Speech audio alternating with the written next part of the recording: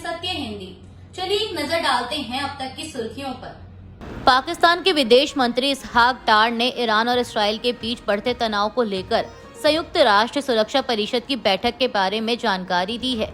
उन्होंने यह जानकारी सोशल मीडिया प्लेटफॉर्म एक्स पर एक पोस्ट में दी। विदेश मंत्री ने लिखा कि ईरान के आग्रह पर संयुक्त राष्ट्र सुरक्षा परिषद की आपात बैठक आज न्यूयॉर्क समय अनुसार दोपहर में बुलाई जा रही है।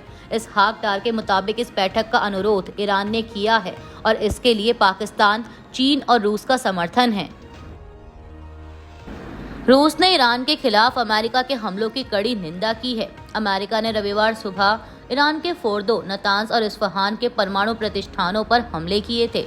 रूस के विदेश मंत्रालय की ओर से जारी बयान में कहा गया कि रूस ईरान की कई परमाणु सुविधाओं पर अमेरिका के हमलों की कड़े शब्दों में निंदा करता है।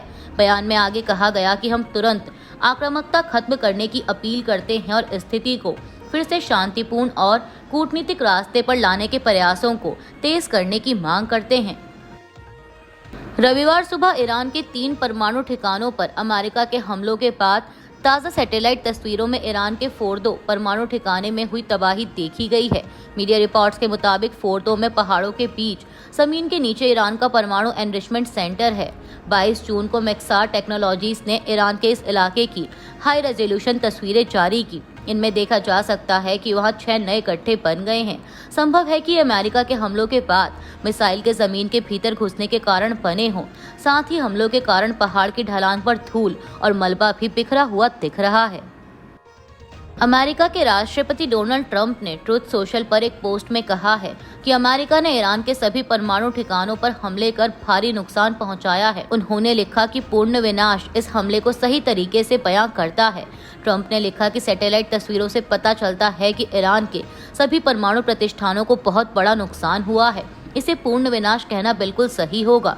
जो सफेद संरचना दिखाई दे रही है वह चट्टानों के अंदर गहराई तक बनी है, जिसकी छत भी जमीन के नीचे है और वह आग से पूरी तरह सुरक्षित है। लेकिन असली और सबसे बड़ा नुकसान जमीन के काफी नीचे हुआ है, एकदम निशाने पर। बता दें कि ईरान के 3 परमाणु प्रतिष्ठानों पर अमेरिका के हमले के बाद ट्रंप ने रविवार को ईरान को चेतावनी दी थी। उन्होंने कहा था कि या तो अब शांति होगी या फिर ईरान के लिए एक ऐसी त्रासदी आएगी जो पिछले 8 दिनों में देखी गई घटनाओं से कहीं ज्यादा बड़ी होगी।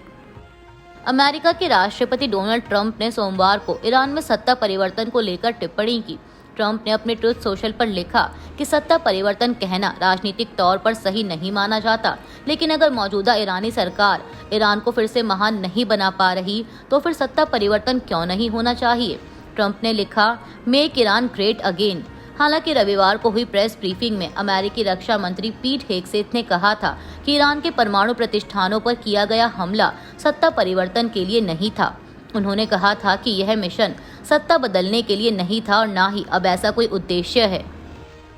अमेरिका के विदेश मंत्रालय ने रविवार को एक नया सुरक्षा अलर्ट जारी किया है, जिसमें विदेशों में रह रहे या यात्रा कर रहे अमेरिकी नागरिकों को अधिक सतर्क रहने के लिए कहा गया है। नए सुरक्षा अलर्ट में कहा गया है कि इसराइल और ईरान के बीच चल रहे संघर्ष की वजह से मध्य पूर्व में यात्रा में रुकावटें आ रही हैं और कुछ इलाकों में हवाई क्षेत्र बंद किए जा रहे हैं। साथ ही दुनिया के कई हिस्सों में अमेरिकी नागरिकों और उनके हितों के खिलाफ प्रदर्शन होने की आशंका है। इसी वजह से अमेरिकी विदेश मंत्रालय ने दुनिया भर में सभी अमेरिकी नागरिकों को अतिरिक्त सावधानी बरतने की सलाह दी है। इस्लामिक देशों के संगठन ऑर्गेनाइजेशन ऑफ इस्लामिक कोऑपरेशन ने रविवार को ईरान के परमाणु प्रतिष्ठानों पर अमेरिकी हमलों को लेकर प्रतिक्रिया दी। OIC ने इस्लामी गणराज्य ईरान के परमाणु ठिकानों पर अमेरिकी हमले पर गहरी चिंता जताई है। OIC ने कहा कि अमेरिकी हमला इलाके के तनाव को खतरनाक तरीके से बढ़ा सकता है, जिससे क्षेत्रीय सुरक्षा, शांति और स्थिरता के लिए खतरा हो सकता है।